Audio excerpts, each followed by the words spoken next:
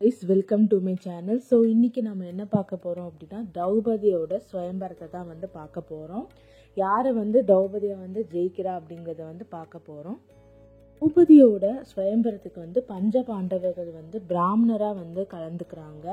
அது மட்டும் இல்லாமல் நிறைய நாட்டு அரசர்கள் வந்திருக்காங்க.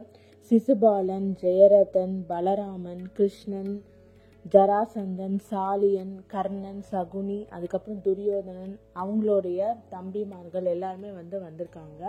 கிருஷ்ணனும் பலராமருமே இந்த சுயம்பரத்தில் கலந்துக்கிறாங்க.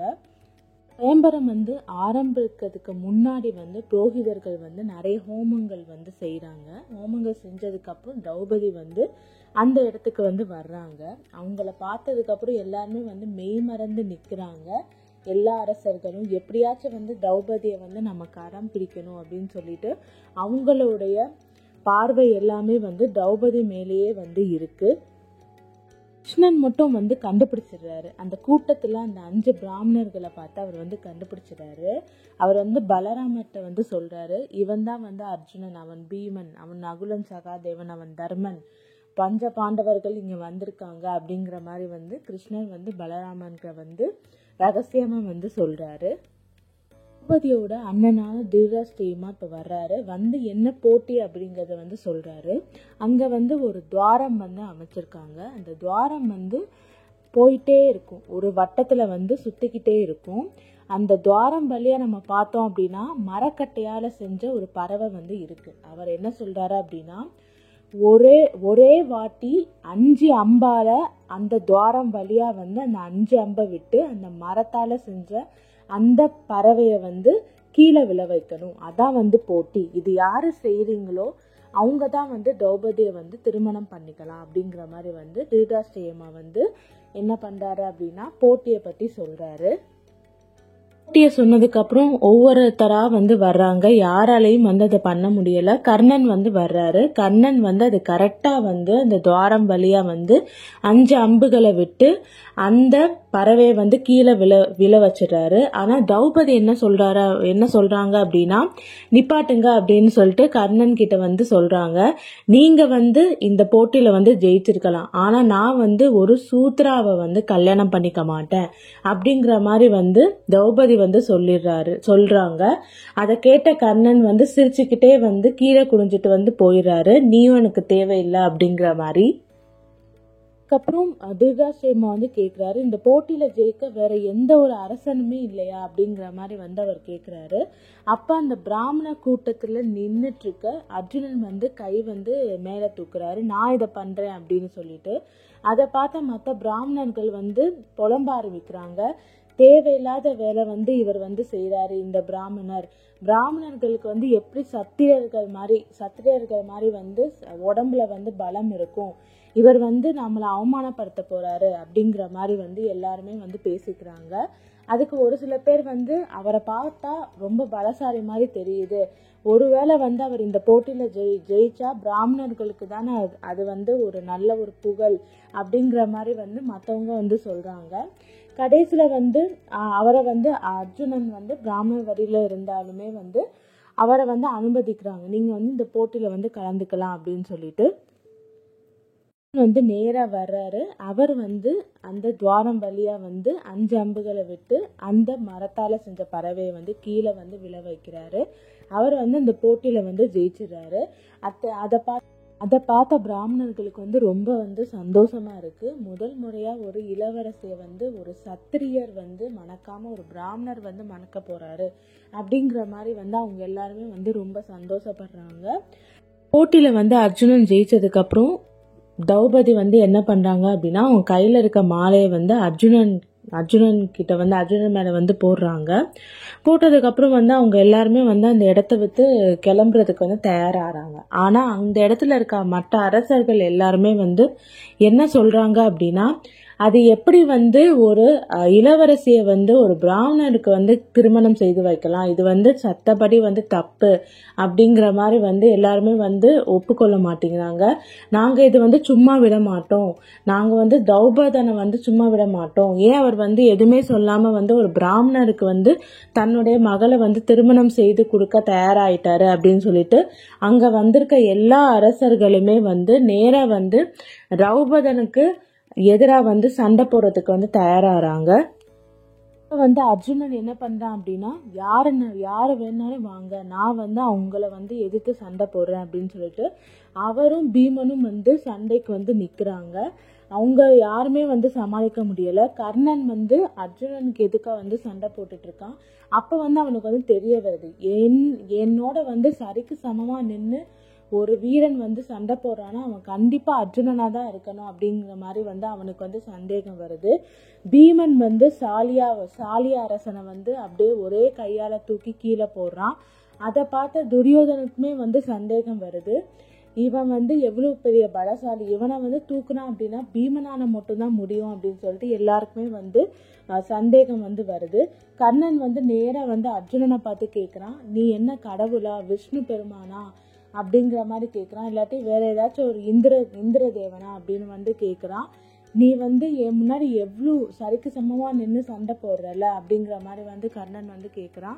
அதுக்கு வந்து அர்ஜுனன் வந்து நான் சாதாரணமான ஒரு பிராமணன் தான், எனக்கு நிறைய வித்தைகள் தெரியும், நான் ஒன்றும் கடவுள் கிடையாது, தேவனும் கிடையாது அப்படிங்கிற மாதிரி வந்து அர்ஜுனன் வந்து சொல்கிறான். இப்போ வந்து பஞ்ச பாண்டவர்களுடைய வேஷம் வந்து வெளியே வந்துருங்கிறதுக்கு வந்து தெரிஞ்சுக்கிட்டு கிருஷ்ணர் வந்து வர்றாரு. அவர் என்ன சொல்றாரு அப்படின்னா, திரௌபதியை வந்து அந்த பிராமணர் வந்து நல்ல கரெக்டான ஒரு வழியில தான், கரெக்டான ஒரு முறையில தான் அவர் வந்து ஜெயிச்சிருக்காரு, அதனால நம்ம வந்து சண்டை போட்டுக்க வேணாம், நம்ம சண்டை போடுறது தப்பு அப்படிங்கிற மாதிரி வந்து கிருஷ்ணர் சொல்றாரு. சொன்னதுக்கு அப்புறம் அந்த இடத்த விட்டு எல்லாருமே வந்து கிளம்பி போறாங்க. பஞ்ச பாண்டவர்களுமே வந்து திரௌபதியை கூட்டிட்டு வந்து அவங்க வீட்டுக்கு வந்து போறாங்க. பாண்டவர்கள் வந்து தங்க வீட்டை வந்து அடைஞ்சதுக்கு அப்புறம் அவங்களுடைய தாயான குந்தி கிட்ட வந்து நாங்க வந்து இன்னைக்கு ஒரு பெரிய பரிசு கொண்டு வந்திருக்கோம் அப்படிங்கிற மாதிரி வந்து சொல்றாங்க. அதை கேட்ட குந்தி வந்து, நீங்க இன்னைக்கு என்ன பரிசு கொண்டு வந்திருக்கீங்களோ அதுக்கு வந்து அந்த பரிசை வந்து ஐவருமே வந்து சரிசமமா வந்து எடுத்துக்கோங்க அப்படிங்கிற மாதிரி வந்து குந்தி வந்து சொல்லிடுறாங்க. அதை பார்த்ததுக்கு அப்புறம் வந்து பஞ்ச பாண்டவர்களுக்கு வந்து ரொம்ப ஆச்சரியமா இருக்கு. அவங்க வந்து திரௌபதியை வந்து உள்ள கூட்டிட்டு வராங்க. அதை பார்த்த குந்திக்குமே வந்து பெரும் அதிர்ச்சியா வந்து இருக்கு. இருந்தாலுமே வந்து அவங்க யுதிஷ்டன் மற்ற அர்ஜுனன் எல்லாமே வந்து என்ன சொல்றாங்க அப்படின்னா, என்னுடைய தாய் என்ன சொன்னாங்களோ அதுபடிதான், இப்போ திருமணம் அப்படின்னு நடந்துச்சு அப்படின்னா திரௌபதியை வந்து நாங்க 5 பேருமே வந்து கல்யாணம் பண்ணிக்க போறோம் அப்படிங்கிற மாதிரி வந்து அவங்க வந்து சொல்றாங்க. திரௌபதன் வந்து தன்னுடைய மகளை வந்து எப்பவுமே வந்து அர்ஜுனனுக்கு தான் வந்து கல்யாணம் பண்ணி வைக்கணும் அப்படிங்கறது வந்து ஆசைப்பட்டுட்டு இருக்காரு. தன்னுடைய மகனான திருதராஷ்டிரமாட்ட வந்து என்ன சொல்றாரு அப்படின்னா, யாரு வந்து திரௌபதியை ஜெயிச்சது அப்படின்னு சொல்லிட்டு நீ போய் பாரு அப்படிங்கிற மாதிரி வந்து அவர்கிட்ட வந்து சொல்றாரு. திருதராஷ்டிரமும் வந்து என்ன பண்றாரு அப்படின்னா, இந்த பஞ்ச பாண்டவர்களோட வீட்டுல வந்து மறைஞ்சு நின்று அவங்க பேசுறது எல்லாமே வந்து கேட்டுட்டு இருக்காரு. அதுல இருந்தே வந்து அவருக்கு வந்து தெரிய வருது, இது வந்து பஞ்ச பாண்டவர்கள் தான், அர்ஜுனன் தான் வந்து திரௌபதியை வந்து ஜெயிச்சிருக்காங்க அப்படிங்கிறது வந்து தெரிய வருது. அங்கிருந்து அவர் வந்து அது தெரிஞ்சுக்கிட்டு நேரா வந்து திரௌபதன் கிட்ட போய் சொல்றாரு. சமயத்துல வந்து கிருஷ்ணனும் பலராமனும் நேரா வந்து குந்தி தங்கியிருக்க அந்த வீட்டுக்கு வந்து வராங்க. குந்தி கிட்ட வந்து ஆசீர்வாதம் வாங்குறாங்க. ஆசீர்வாதம் வாங்கிட்டு, நீங்க தான் பஞ்சபாண்டவர்கள் தான் வந்து வந்திருக்கீங்கிறது வந்து எனக்கு தெரிய வந்துருச்சு அப்படிங்கிற மாதிரி வந்து கிருஷ்ணர் வந்து சொல்றாரு. யாரு உங்களை எதிர்க்க முடியும், யார் இப்படி பலமா வந்து சண்டை போட முடியும் மற்ற அரசர்களோட, கண்டிப்பா அது பாண்டவர்களால் மட்டும்தான் முடியும், அதை வச்சே எனக்கு தெரிஞ்சிருச்சு அப்படின்னு சொல்லிட்டு கிருஷ்ணன் வந்து பஞ்ச பாண்டவர்கள் கிட்ட வந்து சொல்றாரு. அதுக்கப்புறம் ரொம்ப நேரம் நாங்க இங்க இருக்க மாட்டோம், ஏன்னா நாங்க இங்க வந்திருக்கோம்னு தெரிஞ்சா மற்றவங்களுக்கு வந்து நீங்க வந்து பஞ்ச பாண்டவர்கள் தெரிய வந்துடும் அப்படின்னு சொல்லிட்டு கிருஷ்ணனும் பலராமனும் வந்து கொஞ்ச நேரம் வந்து பேசிட்டு அங்கிருந்து கிளம்பி போறாங்க. இது எல்லாமே வந்து திருதராஷ்டிரமா வந்து பார்த்துட்டு நேரா வந்து திரௌபதன் கிட்ட போய் சொல்றாரு, நம்ம திரௌபதியை வந்து ஜெயிச்சது வேற யாரும் கிடையாது, அர்ஜுனன் தான் அப்படிங்கிற மாதிரி வந்து அவர் சொல்றாரு. அதை கேட்ட வந்து திரௌபதன் வந்து ரொம்ப சந்தோஷம் அடைஞ்சு அவங்களுக்கு வேண்டிய பரிசு பொருட்கள் எல்லாமே வந்து அவங்க வீட்டுக்கு அனுப்பி வை அப்படின்னு வந்து சொல்றாரு. பஞ்ச பாண்டவர்கள் வந்து தங்கியிருக்க அந்த வீட்டுக்கு வந்து திரௌபதன் வந்து நிறைய பரிசுகளை வந்து அனுப்பி வைக்கிறாரு. அது மட்டும் இல்லாமல் அர்ஜுனனையும் மற்ற பஞ்ச பாண்டவர்களையும் வந்து திருமண ஏற்பாட்டுக்கு வந்து வர சொல்கிறாரு. அவங்கள வந்து ஒரு பெரிய ரதத்தில் வந்து ஏற்றி திரௌபதனோட அரண்மனைக்கு வந்து கூட்டிகிட்டு வர்றாரு. அங்கே வந்து வந்ததுக்கப்புறம் அவங்களுக்கு வந்து தங்க தட்டில் வந்து சாப்பாடு அப்படின்னு சொல்லிட்டு நிறைய வந்து உபசரிக்கிறாரு. அது மட்டும் இல்லாமல் அந்த அரண்மனை எல்லாமே வந்து சுற்றி காமிக்கிறாரு. இப்போ வந்து அர்ஜுனன் கிட்ட வந்து கேட்குறாரு, இந்த மாதிரி நீங்கள் பஞ்ச பாண்டவர்கள் தானே அப்படிங்கிற மாதிரி வந்து கேட்குறாரு. அதுக்கு வந்து தர்மன் வந்து என்ன சொல்கிறாரு அப்படின்னா, நாங்கள் பஞ்ச பாண்டவர்கள் தான், நான் வந்து உங்ககிட்ட வந்து உண்மையை சொல்லிடுறேன் அப்படிங்கிற மாதிரி வந்து அவர் வந்து சொல்கிறாரு. உடனே வந்து அவருக்கு வந்து எல்லாமே வந்து தெரிய வருது திரௌபதனுக்கு. அவர் வந்து அர்ஜுனனை பார்த்து நீங்கள் வந்து திரௌபதியை வந்து திருமணம் செய்ய தயாராக இருக்கீங்களா அப்படிங்கிற மாதிரி வந்து சொல்கிறாரு. அதை கேட்ட அர்ஜுனன் வந்து முதல்ல வந்து என்னுடைய அண்ணனான வந்து யுதிஷ்டன் வந்து கல்யாணம் பண்ணிக்கட்டும், அதுக்கப்புறம் பீமன், அதுக்கப்புறம் தான் நான் திருமணம் பண்ணிப்பேன் அப்படிங்கிற மாதிரி வந்து சொல்கிறாரு. அதை கேட்ட திரௌபதனுக்கு வந்து ஒரே குழப்பமாக இருக்குது. அவர் வந்து ஏன் இப்படி சொல்கிறீங்கிற மாதிரி வந்து கேட்குறாரு.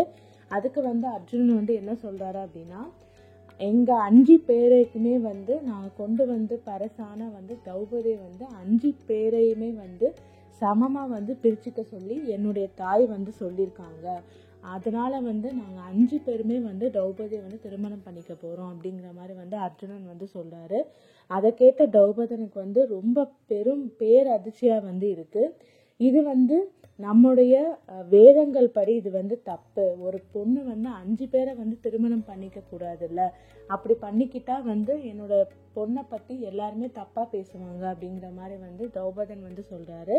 அந்த சமயத்தில் வந்து அங்கே வேதவியாசர் வந்து அங்கே வர்றாரு. அவர் என்ன சொல்றாரு அப்படின்னா, திரௌபதன் கிட்ட போன ஜென்மத்தில் வந்து திரௌபதி வந்து ஒரு வரம் வாங்கியிருக்காங்க, தனக்கு வந்து 5 புருஷன் வந்து வேணும் அப்படிங்கிற மாதிரி வந்து சிவபெருமான் கிட்ட வந்து வரம் வாங்கியிருக்காங்க. அதனால இந்த பிறவில வந்து அந்த வரம் வந்து நிறைவேறணும் அப்படின்னா திரௌபதி வந்து பஞ்ச பாண்டவர்களையுமே வந்து திருமணம் பண்ணி தான் ஆகணும். அது வந்து சிவபெருமானே வந்து திரௌபதி கொடுத்த வரம் அப்படிங்கிற மாதிரி வந்து வேதவியாசர் வந்து அந்த கதையை வந்து சொல்கிறாரு. அதை கேட்டதுக்கப்புறம் வந்து திரௌபதன் வந்து அதுக்கு வந்து ஒப்புக்கொள்கிறாரு. சிவபெருமானே கொடுத்த வரம் அப்படின்னா நம்மளால எதுவுமே பண்ண முடியாது அப்படிங்கிற மாதிரி வந்து அவர் வந்து ஒத்துக்கிறாரு. ஒரு நல்ல நாளில் வந்து முதல்ல வந்து திரௌபதியும் யுதிஷ்டனும் தர்மனும் வந்து கல்யாணம் பண்ணிக்கிறாங்க. அடுத்த நாள் வந்து திரௌபதியும் பீமனும் வந்து கல்யாணம் பண்ணிக்கிறாங்க. அதுக்கடுத்த நாள் வந்து அர்ஜுனனும் திரௌபதியும் வந்து கல்யாணம் பண்ணிக்கிறாங்க. அதுக்கப்புறம் நகுலன், அதுக்கப்புறம் சகாதேவன் அப்படின்னு சொல்லிட்டு 5 நாட்கள் வந்து திரௌபதிக்கு வந்து திருமணம் வந்து நடக்குது. அதுக்கப்புறம் பஞ்ச பாண்டவர்கள் வந்து திரௌபதியை வந்து மணந்து ரொம்ப வந்து இன்பமாக வந்து வாழ்கிறாங்க. இந்த சாப்டரில் வந்து திரௌபதியோட சுயம்பரத்தை பற்றி நம்ம பார்த்துட்டோம். யாரை வந்து அவங்க திருமணம் பண்ணிக்கிட்டாங்க, எப்படி திருமணம் பண்ணிக்கிட்டாங்கிறத வந்து பார்த்தோம். அடுத்த சாப்டரில் வந்து அர்ஜுனனுக்கு வந்து 12 வருஷம் வந்து வனவாசம் வந்து வருது. அது எப்படி வருது, யாரால வருது அப்படிங்கிறத வந்து நம்ம வந்து பார்க்க போகிறோம். தொடர்ந்து மகாபாரத கதையை கேட்குறதுக்கு என்னோட சேனல் லைக் பண்ணுங்கள், கமெண்ட் பண்ணுங்கள், சப்ஸ்கிரைப் பண்ணுங்கள்.